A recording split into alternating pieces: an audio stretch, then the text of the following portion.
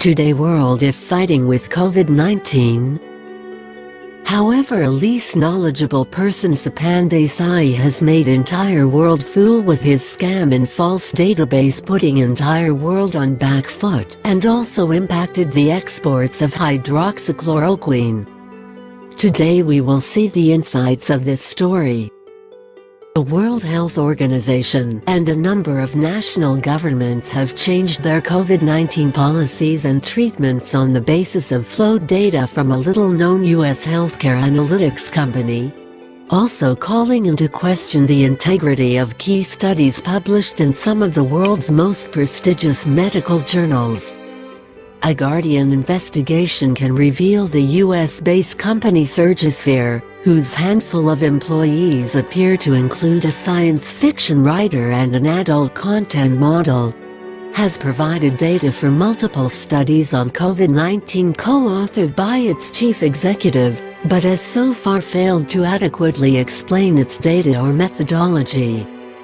Data it claims to have legitimately obtained from more than 1,000 hospitals worldwide form the basis of scientific articles that have led to changes in COVID-19 treatment policies in Latin American countries.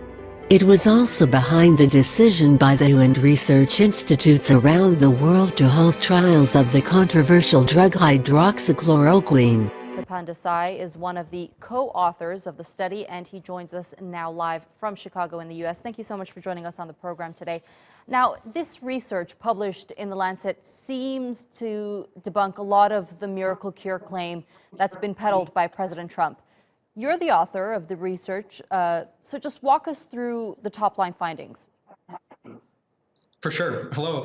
First, I'd like to thank you for having me here today. Our study is one of the largest of its kind to be performed. It is high-quality evidence about how we should be treating COVID-19 patients in the hospital. Chloroquine and hydroxychloroquine both are associated with a higher risk of dangerous heart arrhythmias and an increased chance of death. Well, your work was based on a study rather than a trial, so there were people of different ages, backgrounds, and stages of illness rather than the controlled conditions of a trial. Nevertheless, it was till 96,000 people, which is a pretty significant number. So just talk us through how you came to the conclusions that you did. Yeah, absolutely. This study involves 671 hospitals and 96,000 patients from all around the world. A study of this scale and quality is only possible with the kind of technology we've created at Surgisphere through a cloud-based data analytics system. We helped hospitals collect and analyze this data, and now they will be applying what we have learned to their patients. The real question here really is, with data like this, do we even need a randomized controlled trial? Well, this theory of hydroxychloroquine originated in France and was then picked up by the likes of President Trump and gaining real traction. What impact do you think that's having on the battle to manage this virus? And is it too late to put the genie back in the bottle in terms of getting people to understand that it can actually be harmful? We've already started to see a change in clinical practice through our real-time global research network. And I'm sure that physicians all around the world will review the evidence and act accordingly. This is medicine, and medicine should be based on data and science. All right, so have they found any type of medication that helps somewhat fight off COVID-19?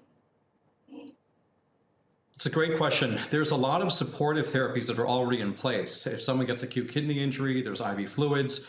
Our research group, using our global research registry, is already working on identifying medications that could have a positive impact. To date, we've identified several antiviral medications that seem to have a positive impact. There was an article published yesterday talking about remdesivir shortening the length of stay in the hospital. So there is hope out there, and it looks like we just need more data, more high-quality science to get us down this road. All right, Sapan Desai, thank you so much. On Wednesday, the WHO announced those trials would now resume. Two of the world's leading medical journals, The Lancet and the New England Journal of Medicine, published studies based on Surgisphere data. The studies were co-authored by the firm's chief executive, Sapan Desai. Late on Tuesday, after being approached by The Guardian, The Lancet released an expression of concern about its published study. The New England Journal of Medicine has also issued a similar notice. An independent audit of the provenance and validity of the data has now been commissioned by the authors not affiliated with Surgisphere because of concerns that have been raised about the reliability of the database. Questions raised over hydroxychloroquine study which caused it to halt trials for COVID-19. A search of publicly available material suggests several of Surgisphere's employees have little or no data or scientific background. An employee listed as a science editor appears to be a science fiction author and fantasy artist whose professional profile suggests writing is her full-time job.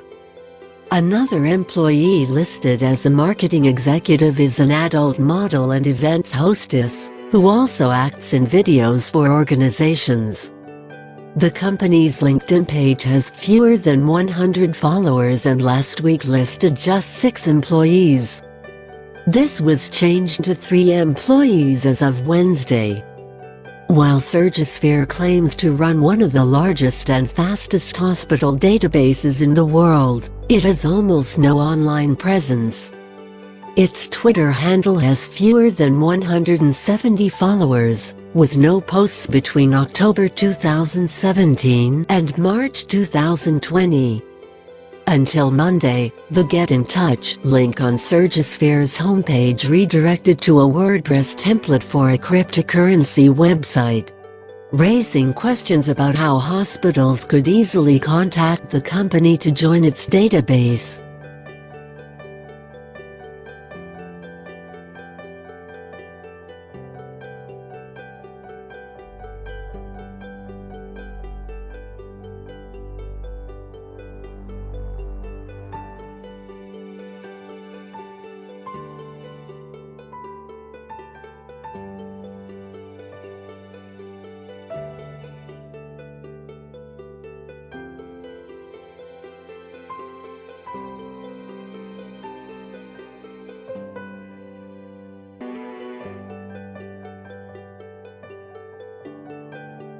Desai has been named in 3 medical malpractice suits, unrelated to the Surgisphere database. In an interview with The Scientist, Desai previously described the allegations as unfounded. In 2008, Desai launched a crowdfunding campaign on the website Indiegogo promoting a wearable next-generation human augmentation device that can help you achieve what you never thought was possible. The device never came to fruition. Desai's Wikipedia page has been deleted following questions about Surgisphere and his history, first raised in 2010. At a press conference on Wednesday, the WHO announced it would resume its global trial of hydroxychloroquine, after its Data Safety Monitoring Committee found there was no increased risk of death for COVID patients taking it. So we will start with Financial Times. Do we have Anna Gross online? You need Hi, to can you hear me? Yes, I can hear you. Great. Hi, thanks for taking my question. Professor Horby from Oxford University said earlier today in a press briefing that he spoke to WHO this morning to relay Recovery's negative headline data on hydrochloroquine.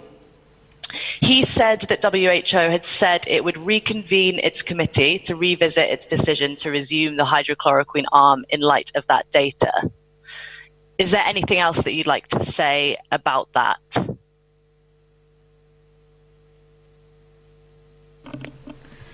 Thank you for that question.